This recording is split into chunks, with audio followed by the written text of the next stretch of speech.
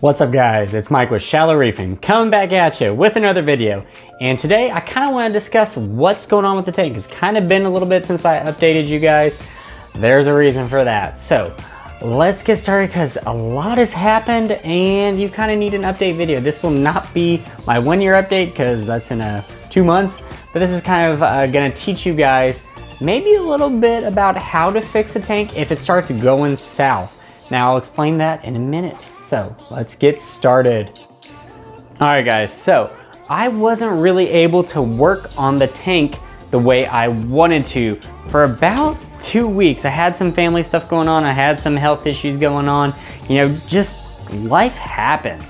And what I noticed was when I acclimated the mandarin in the tank and it finally, you know, was set free in the tank and was doing well, I noticed some of my corals started paling out. So that green acro right there wasn't doing well. My Walt Disney wasn't as yellow. I was noticing some of these digis down here, that bubblegum digi. It still doesn't look as good as it did. It just kind of looks washed out. Same with that forest fire digi. That looks exactly the same as the bubblegum. They were two distinct colors. I also had the Setosa here, which actually started losing tissue. It was crazy, and I had no idea what was going on. Oh yeah, and also some of the new frags I put in were not doing well either. So wait, it was this guy here, that guy, some of the A cans that just came in, they aren't doing the best, and some of these Fabio Fervites were not doing the best. So I had no idea what to do. I was confused. I was like, well, let's just throw some carbon at it and see what happens. Maybe soak up anything. What I think kind of happened was I might have had some residue on my box for some reason. I kind of keep my acclimation box down here, which is under the QT tank, but you know, nothing splashes, but it is on the ground, so I didn't know what was going on. I had a suspicion it was something on the box because almost within a day of me taking the box out of the tank and already acclimating the mandarin in the acclimation box for 3 days, the corals were not looking as healthy, as good as they normally could. Mostly the Acropora, the LPS and softies didn't bat an eyelash. So I was like, it's gotta be something on the box. Could be a cleaner, could be a tad of maybe copper. I don't know, I didn't have copper running in the tank, so I don't really know what it was. But what I did was I put carbon in, and I ran carbon for a week. And nothing really happened. So I was starting to get worried.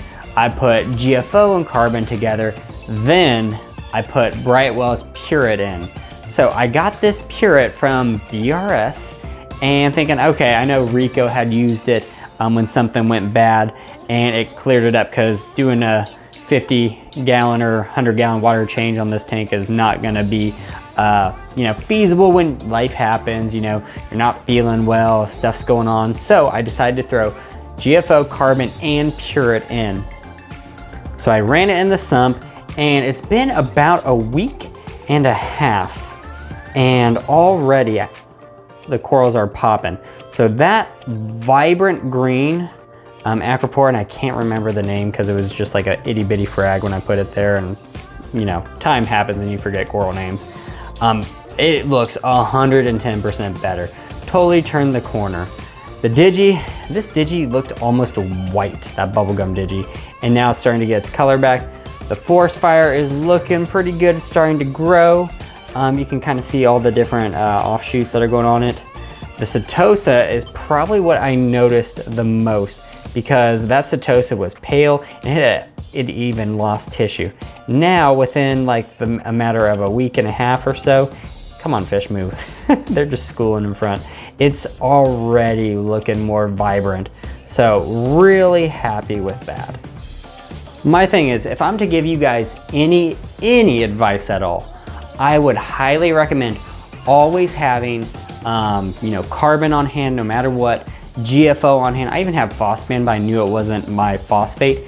And I'm always gonna have Brightwell's Purit on hand, because I really do believe, based off of what I've seen and based off my own experience, you know, I can't rule out it was the GFO in addition to with the carbon that did it. I don't know, but I'm gonna guess that a lot of this success and a lot of this tank being turned around was because I had Purit and it's in a bag and it's still in the sump right now.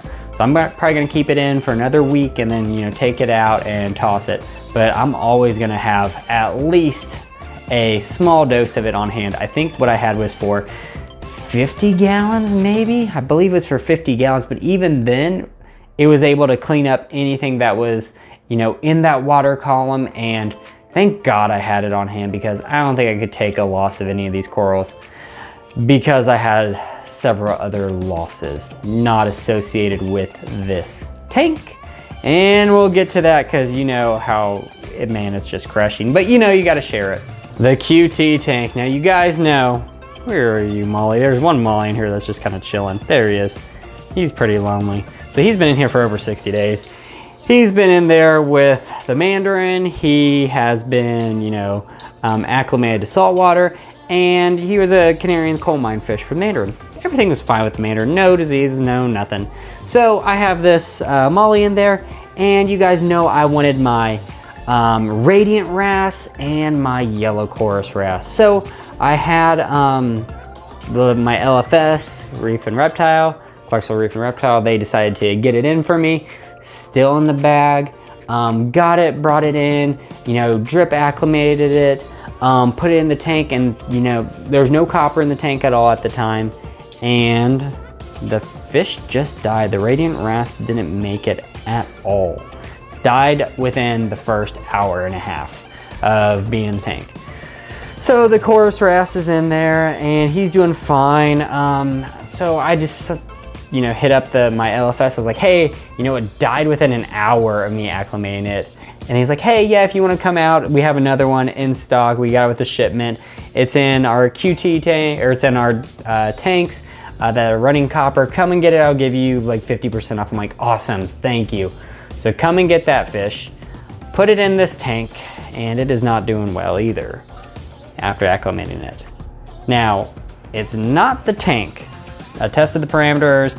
Nitrates are about like 10 to 15 ppm. You know, there was no copper in the tank at the time, and it just wasn't doing well. So I put, you know, I talked to the owner, and he's like, hey, put some sand in it. These wrasses really like to bury in the sand. You know, that could help. So I put some sand in there. Well, the sand didn't really help. So the sand didn't really help, and I didn't know what to do. The Radiant, so I knew the fish were stressed. I was like, okay, well, let's like hold off on the copper, and the other Radiant Wrasse dies. Great. I'm like, Jesus, what's going on? Is there some parasite in here? I don't know. Are these bad fish? So I do a half dose of copper using cupramine. So it's, I believe it's like 20 drops for every 10 gallons. So I just did 20 drops because there's like 24 gallons in here. So I do that and keep it at the half dose. And I just keep it at the half dose. I'm not gonna dose any more to the tank. And then, yes, you guessed it, the Yellow Chorus Wrasse decides to die. So that is $180 worth of fish that I literally flushed down the toilet because all three of them died. And I have no idea about it. Now, I will say I talked to a friend today, and he was telling me that there's something going around at LFS where a bunch of fish are dying in his tanks. I don't know if I know that 2 of the fish came directly out of the bag, so I don't know if it's necessarily, you know, his tanks that, you know, caused those 2 to die. I just don't know if it was a bad shipment, but man, I took the hit. It's almost a $200 hit, so should have let the fish store take it, should have had it in the tanks. I don't know. I personally am probably gonna wait to add any more wrasses. I might check out a different LFS, looking for, you know, maybe some sort of wrasse. I don't know if they'll have a Yellow Chorus Wrasse. I really do want a yellow wrasse in the tank, just because they're so awesome. But I don't know, man. I can't take hits on all these fish. You know, I'm not rich. I'm not gonna rip up 200 bucks on some fish that just died in like 2 hours. Could have taken my wife out to a nice dinner or something like that. Heck, I could have taken her out to like 4 nice dinners, or probably 3 nice dinners with inflation. I'm sure she'd appreciate that. So I will be on the lookout for some future fish.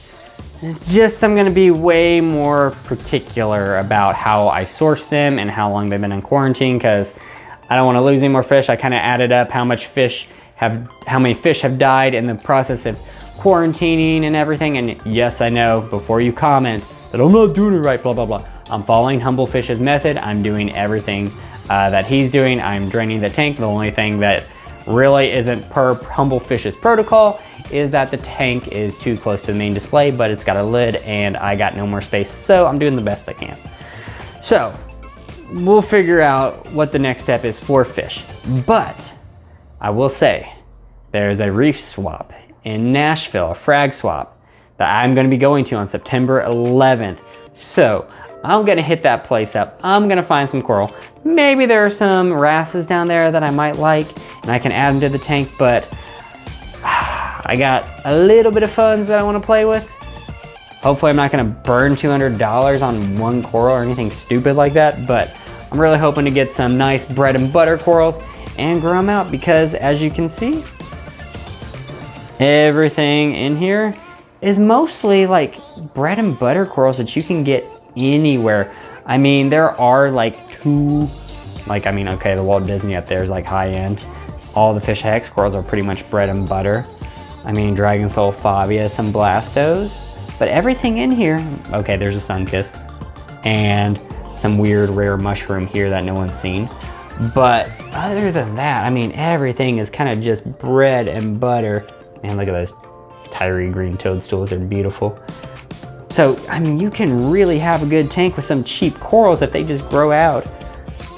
I mean, there's a Garf Bonsai back there. I mean, you can kind of see that right there, but I'm happy with just some cheaper, inexpensive corals that are common in the hobby, that kind of grow out and look nice. That's all you really need. So that is my plan. All right, guys, that's all I got for you this time.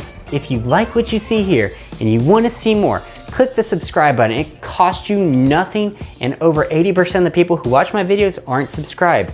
Now, if you do subscribe, I will be posting another video after September 11th once I get those coral, because I know I'm gonna probably come away with something sweet. So if you want to see it, definitely hit that subscribe button. I will give you more content and more updates, and hopefully give you a little bit of advice. If I'm you right now watching this video, go out, buy Brightwell's Purit or get more carbon and GFO. Do it right now, you will thank me later. I'll see you next time.